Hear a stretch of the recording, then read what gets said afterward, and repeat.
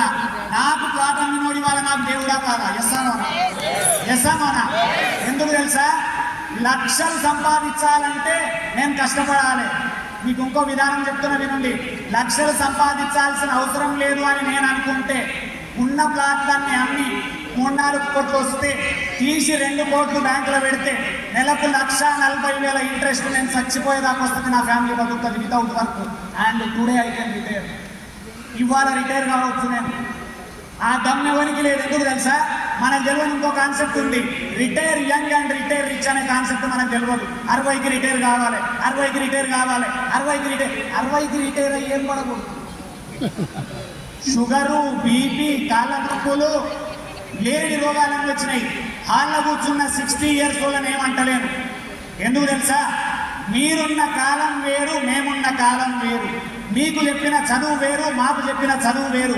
అప్పుడు ఇండియా పరిస్థితి వేరు, ఇవాళ ఇండియా పరిస్థితి వేరు. మా తాత టైంలో అగ్రికల్చర్, మా నాన్న టైంలో జాబులు, నా టైంలో సాఫ్ట్వేర్ జాబులు. ఇది ఆంట్రప్రినర్ యుగం, బిజినెస్ మ్యాన్ యుగం ఇది. అందుకని బిజినెస్ ఫేమస్ అయినాయి. కానీ ప్రతి ఒక్కరు బిజినెస్ ఎందుకంటే యుగం మారింది, కాలం మారింది. ఇండియా డెవలప్డ్గా మారబోతున్న కంట్రీ, 3rd టాప్ మోస్ట్ కంట్రీగా ఎదుగుతుంది ఇండియా విత్ ఇన్ నో టైంలో. దానికి మనమే సారథులం దానికి. అందుకని రిక్వెస్ట్ ఏం తెలుసా? ఆధురి పవర్ఫుల్ కంపెనీ, కానీ ఫస్ట్ ఇయర్ విమర్శలు ఉంటాయి, అండ్ భయం ఉంటుంది, అండ్ జనాలు ఏమంటారు అనేది ఉంటుంది. జనాలు ఏమనుకుంటారో. నా క్వశ్చన్ వినుండి కదా, నా క్వశ్చన్. జనాలు ఏమనుకుంటారో కూడా నువ్వే అనుకుంటే వాడేమనుకుంటుంది కాదు. వాడేమన్నా అనుకోండి భయ్, నువ్వేమన్నా లేడు, కానీ వాడేమనుకుంటాడో నువ్వే అనుకుంటావు. అరే గమ్మతుంది భయ్. ఇంకా ఎట్లా తెలుసా? మన జోకులు ఎట్లుంటే, ఫస్ట్ ఫ్లాట్లకు దిగంగానే మీటింగ్ విన్నాక మజా వస్తుంది, కానీ లోపల దమ్ము సరిపోక జనాల దగ్గరికి పోతాం. వాడు కొంటావా అని అడుగుదాం అనుకుంటాము. వాని ముఖం చూసి డౌట్ వస్తుంది, చిట్టేటట్టే ఉన్నాడు కానీ మళ్ళీ ఇటు పోతాం. పోయి ఒకరిని చూసుకొని ఏం చేసి ప్లాట్ కొంటావా అని వాడేమన్నా సార్ నువ్వు కూడా అమ్ముతున్నావు అనగానే ఏమన్నాడు? ధైర్యం సరిపోక నేను అమ్ముతలేదు, నేను అమ్ముతున్నా అని చెప్ప చేతగానోడు ప్లాట్ అమ్ముతాడా? నాకు లైఫ్లో నేర్చుకున్న అద్భుతమైన లెసన్ చెప్తున్నా వినండి. నా లైఫ్ టర్న్ అయిన విషయం, సేల్స్లలో నా లైఫ్ టర్న్ అయిన విషయం యాక్చువల్గా. అండ్ దానివల్ల టీచింగ్ కథ నాకు ఇవ్వగలిగిన.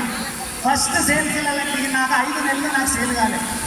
ప్రతి ఒక్కరి దగ్గర పోయి అడిగిన వేరే డిఫరెంట్ ప్రోడక్ట్. అది యాక్చువల్గా చెప్పానంటే వెరీ టఫ్ ప్రోడక్ట్. ఓపెన్గా అందరికి చెప్తున్నా, ఆ 5 సంవత్సరాలే నా లైఫ్ని నిలబెట్టింది, ఆ 6 సంవత్సరాల కష్టం నా లైఫ్ని నిలబెట్టింది.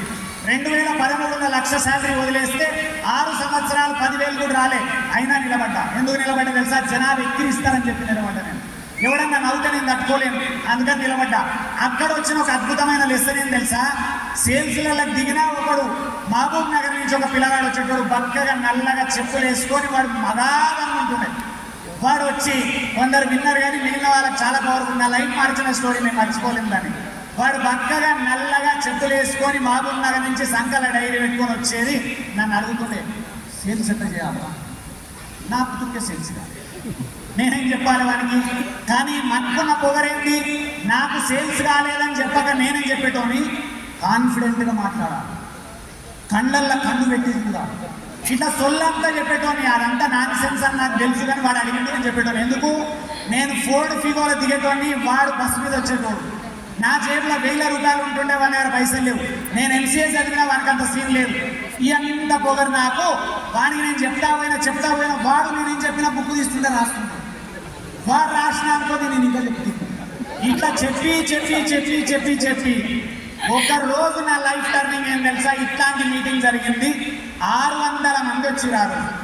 ఇవాళ అదృష్టం చూడండి, 10,000 మంది కూర్చోరు హాల్లో. ఆ రోజు 600 మందికే నా లైఫ్ టర్న్ అయింది. 600 మందిలో కూర్చున్నప్పుడు నేను కూడా సూట్ వేసుకొని వచ్చిన. అదృష్టం 2 సేల్స్ అయినాయి నాకు. వాడికి ఏమైనా అడగలేదు నేను ఎప్పుడు కూడా, ఎందుకంటే నేను పొగరబోతు. నా పొగరు నాకే వెళ్ళి తప్ప, నేను గ్రేటు, నేను తోపు తప్ప వాడు ఏం చేస్తుందో నాకు తెలియదు. ఒరుడు ఎక్కువ, పీకుడు తక్కువ నా లైఫ్లో అంతా.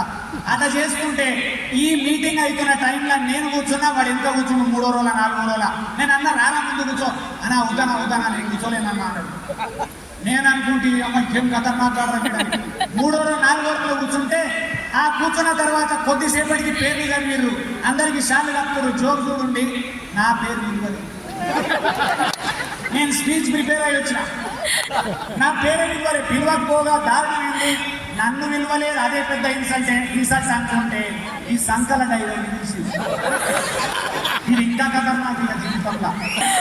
ఇక ఇంటి కిందికి దిగని లీడర్ పని చూడాలి అన్నంత కోపంలో ఉన్న 2 సేల్లు చేసినా వానికి సేల్స్ నేర్పించిన నాకు విలువలే, వాడిని నిలిచేది అని అనుకోగానే వాడు వచ్చాడు, మైక్ ముందర నిలబడ్డాడు, అటు ఇటు తిరగలే, భయం వానికి ఇట్లా నిలబడి నిలబడి అందరు హిందీ ఇంగ్లీష్ వాళ్ళు అప్పుడు మా మీటింగ్లో వాడు నిలబడి ఏమన్నాడు తెలుసా, నాకు హిందీ ఇంగ్లీష్ రాదు, తెలుగులో మాట్లాడతా. First statement.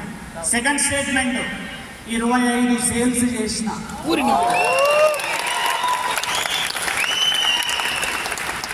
నాకు సల్ల చెప్తాను తర్వాత తెలుసా, మూడో స్టేట్మెంట్ విను ఏం చెప్పింది తెలుసా, 600 మంది కూర్చున్న హాల్ల నాటింగ్ 200, నెక్స్ట్ ఇయర్ డబల్ చేస్తాం.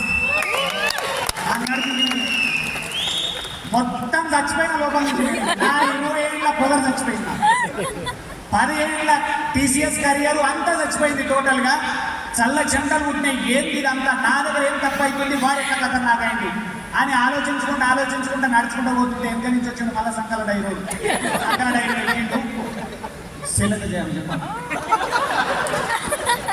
నేను చెప్పిన తొక్కుతా, నాకు తొక్కి సంపుతా ఇక్కడ అని మళ్ళీ ఏమన్నా తెలుసా, నీకు ఓపెన్ చెప్తాను, ఇది వాడు ఫ్రెండ్ కదా, నాకు పీకే భయం అని మళ్ళీ ఏం చెప్పిన తెలుసా, 6 నెలలు నీకు చెప్పిన, నెక్స్ట్ 6 నెలలు నువ్వు నాకు చెప్పకపోతే సంపేస్తాను అని నీకు ఓపెన్ బిట్, ఎవ్రీ బిట్, ఎట్లా మాట్లాడాలి, ఎట్లా నిలబడాలి, ఎట్లా హావభావాలు ఉండాలి, ఏం మాట్లాడాలి, ఏం మాట్లాడవద్దు, ఏ డైలాగ్ కొట్టాలి, ఏ డైలాగ్ కొట్టింది, ఎటు చెప్పి నేర్పించాడు.